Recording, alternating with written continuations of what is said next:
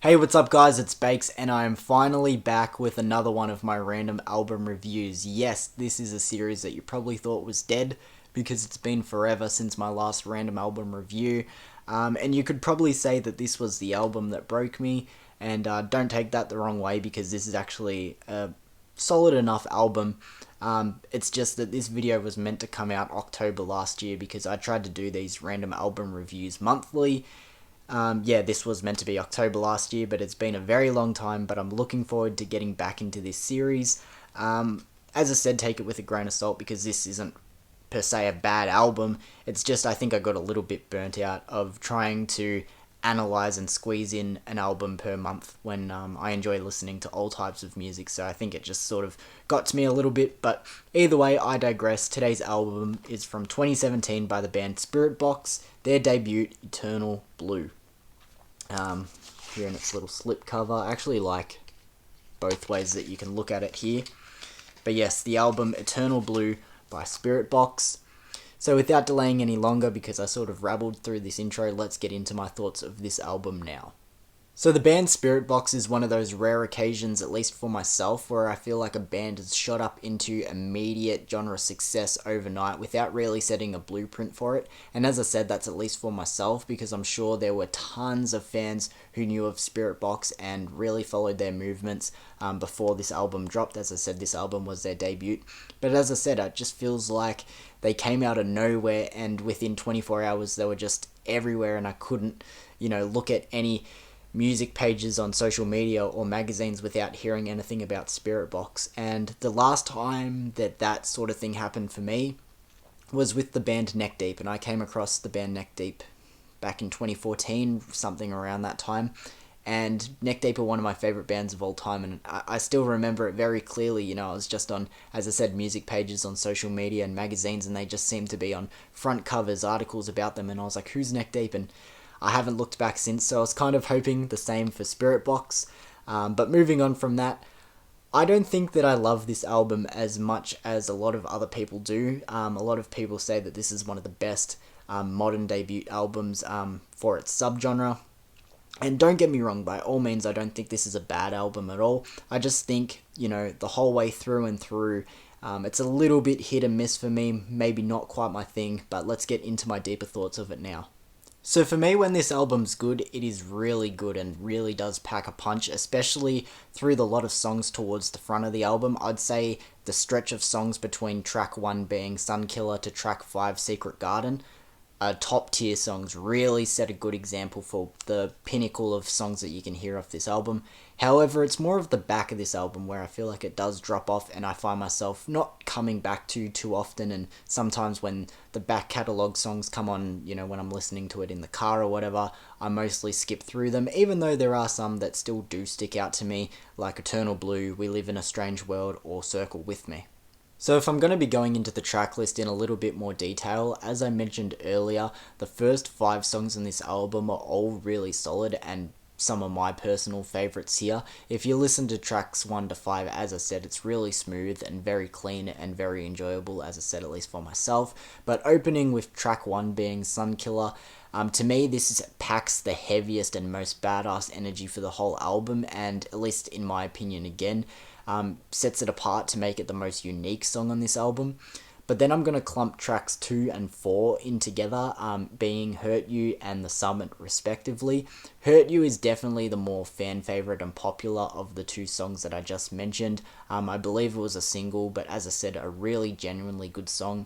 Out of the 2 that I mentioned, The Summit is definitely the most underrated, probably the most underrated out of those first 5 tracks that I was talking about in general. It just has this unique vibe where it has this dancey groove sort of feel to it, with also packing that badass energy that, as I said, a lot of the songs here on this album have. So now to get the track list back in order, which means going back to track 3, Yellow Jacket, which to be fair pretty much is an Architects song, as it features the featured vocals of Sam Carter, who is the frontman of Architects. And with all that being said, he really does still make this song his own, and he completely fucking rocks this track. Yes, there are still vocals from the lead vocalist of Spiritbox being Courtney LaPlante, hopefully I pronounced her last name right. And she does have her moments that shine, but as I said, Sam Carter really does make this song his own and fucking rocks it from start to finish.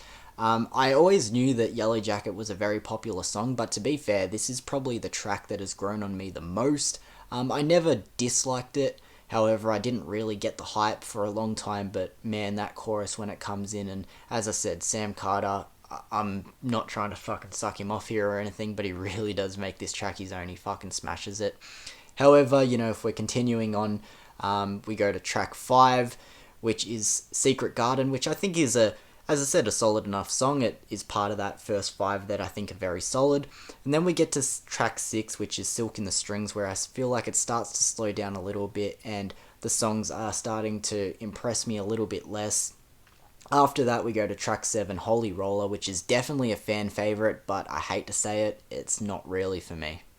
So as I briefly mentioned, as we get into the 6th track on this album being Silk in the Strings, that's where I feel like the album starts to put its foot on the brake and off the gas a little bit, and we start to lose a bit of that momentum, and some of the tracks in this back catalogue start to become less impressive and a bit more forgettable, at least for myself. Yes, there are still some tracks that are worth mentioning and are highlights for this back catalogue. Ones that come to mind, as I mentioned earlier, Eternal Blue, We Live in a Strange World, and Circle With Me. But as I said, they're mixed in with songs that I don't really come back to and are more forgettable, like Halcyon and Constance. So in my opinion, what this album does the best is it finds a nice balance between two different sounds, and what I mean by that is it never goes in too far of one particular direction. It never sounds too heavy for people that don't like that sort of sound, but then also it doesn't go too soft and overly melodic all of the time. And I guess where we can start with that is the vocal performance, as I said, done by Courtney LaPlante. Hopefully I'm pronouncing her last name right, but she seems to match her vocals of clean and screaming so seamlessly, and it just matches each song so well. The album never seems, as I said, to be leaning too far in either direction. There's no lack of songs that are hard-hitting and full of this brooding energy, but then also there's plenty of times where we get some melodic and more beautiful, simplistic songs. And the instrumentals, as I said, they adapt quite well to each song and each situation.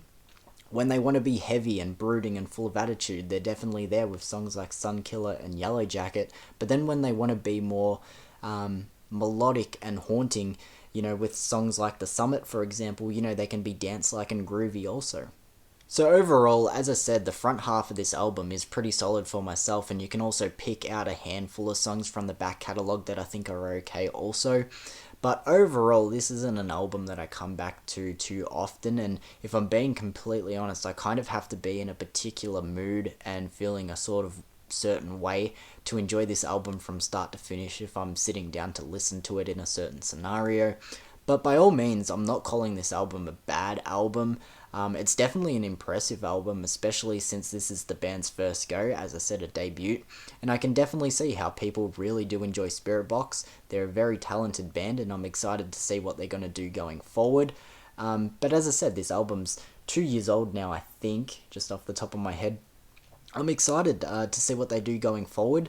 I'm sure we're going to get another album soon, as I said, 2 years under its belt.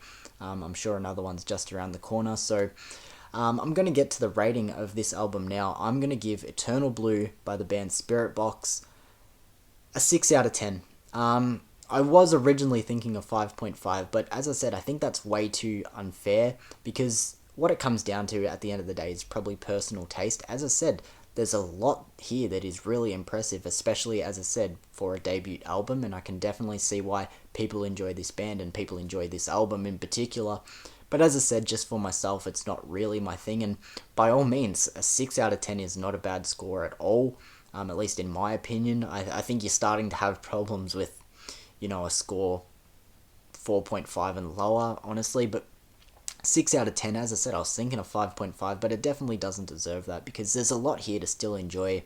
As I said, for myself personally, I need to be in a particular mood to enjoy this one from start to finish, but as I said, so many highlights, and I'm excited to see what Spiritbox do going forward. So thank you guys for joining me again for this random album review. Hopefully you guys are enjoying this series being back, even though it's only the first episode being back, or maybe this is your first time seeing this series. Hopefully you guys are looking forward to it. I'm excited to get back into doing these videos. Even though, as I said, I used to do them once per month, I'm probably going to take a step back from doing them that often just so I don't get burnt out again. As I said, you could probably point the finger at this album, but it's not the album's fault. As I said, I just feel like I was doing it too often and just sort of got sick of it, so that's why I took so many months off from doing this series. But as I said, I'm excited to keep going forward with it. But as usual, you may have forgotten, a tracklist ranking video will also be out at the same time. It should be up at the same time at least.